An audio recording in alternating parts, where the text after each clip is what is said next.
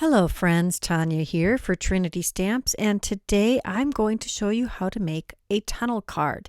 We're going to use the Shark Birthday stamp set, and we're going to also use the Layered Peninsula stencil. This is a one-piece stencil that has many layering components to it. And we're also going to use the Celebration Balloons die set. That's what we're going to use to create our tunnel apertures. We're going to start out with a couple of pieces of cardstock that are cut to 7 by 10 inches. We're going to score the first one at 5 inches and then trim off a 1/2 inch on the what would be the inside of the card. On the second piece, we're going to score at 1/2 inch, 5 inch, 5.5 inches, and then trim just a smidge off of each end. And that'll be the box on the inside. Next, we'll do a one 5 by 7 piece that we will score at 1/2 inch and 4 3/4 inch. And this is going to be one of the pieces on the inside of our tunnel. Now to decorate this card, I'm taking Salvaged Patina, Mermaid, Lagoon, and the new Uncharted Mariner Distress Oxide inks. And I'm going to ink blend all over the inside panel, the one that was 5 by 7 that we scored on each side. I'm also going to ink blend a panel for the front of the card, and I'm going to ink blend the 2 of the layers on the piece that goes on the inside for our tunnel. We're going to add the waves from the Layered Peninsula stencil in 2 colors for the front and for the very back layer of our tunnel card. I'm only going to show you one panel because it's pretty simple, and you can figure out how I did the rest just by seeing how I did this one. Now, when I come back with the second color for the waves, I am shifting it so that what I see through this stencil is the Salvaged Patina mostly. There is going to be some overlap, and this is a very forgiving technique. This stencil is also very forgiving. You're going to see that I was a little heavy-handed and I have some little extra blobby areas, but it blends in very nicely. So here we have all of our ink blended panels, and you could have just used colored cardstock for this also, but if you've watched me for very long, you know that I love to ink blend. And now it's time to create our tunnels on the inside of the card.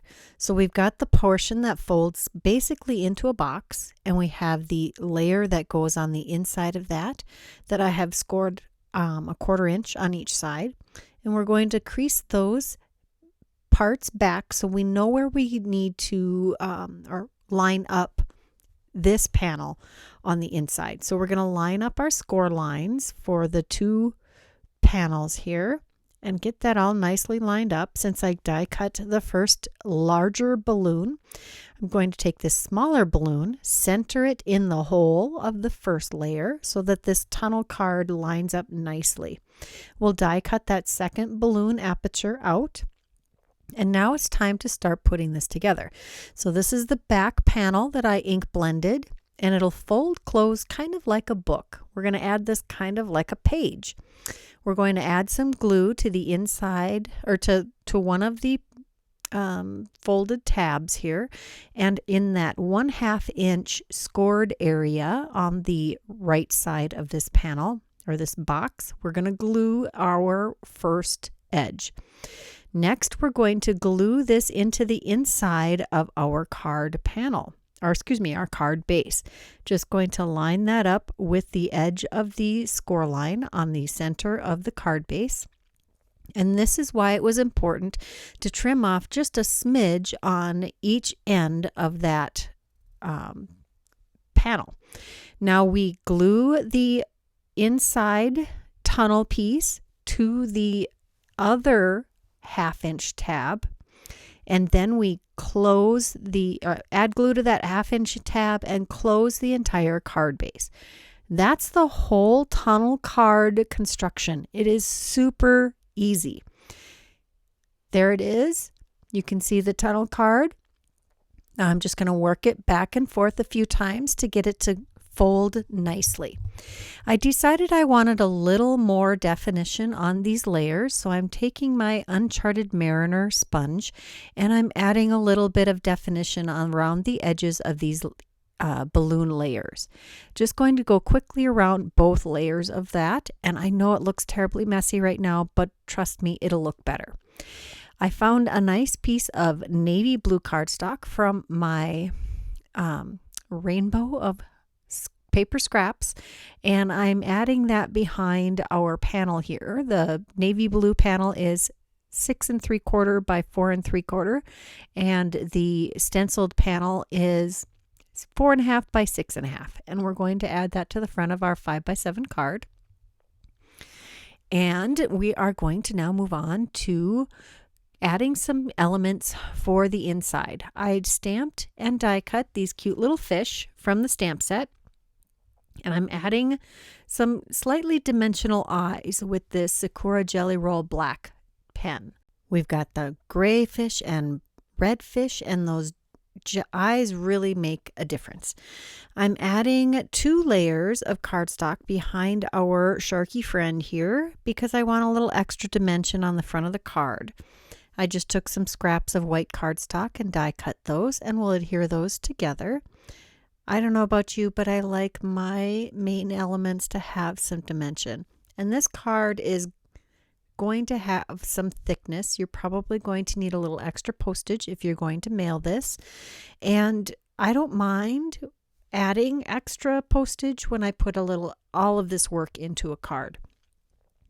Next, we're going to adhere this to the front of the card, and I decided to take the balloon, the largest of the 2 balloons that was die cut from the tunnel elements, and I'm going to sponge this or ink blend it with the Uncharted Mariner to make it a little more bold on the front of the card.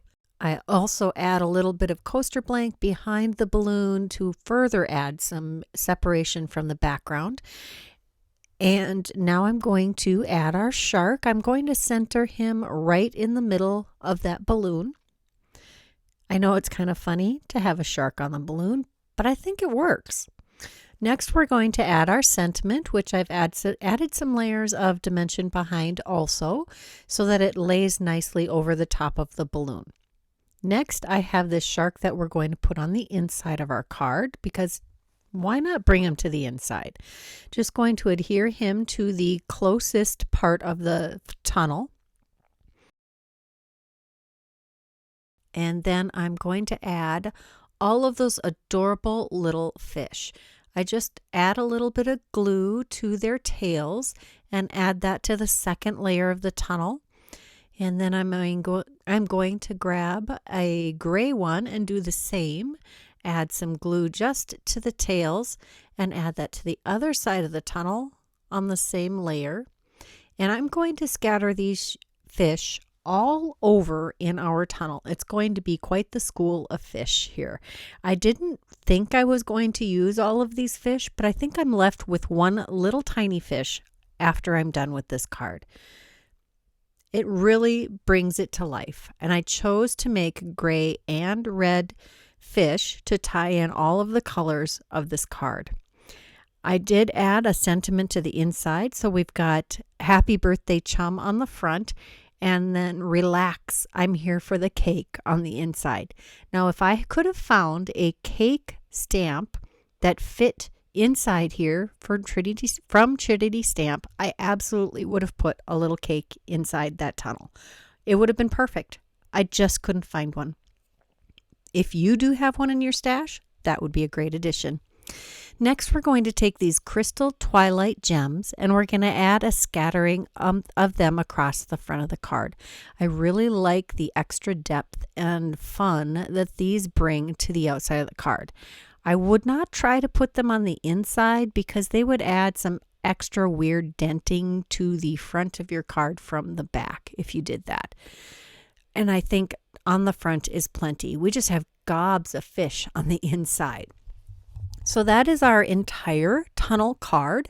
I hope you enjoyed it. I hope you learned something and are going to put some of that knowledge to use for yourself. If you enjoyed this video, please give it a thumbs up.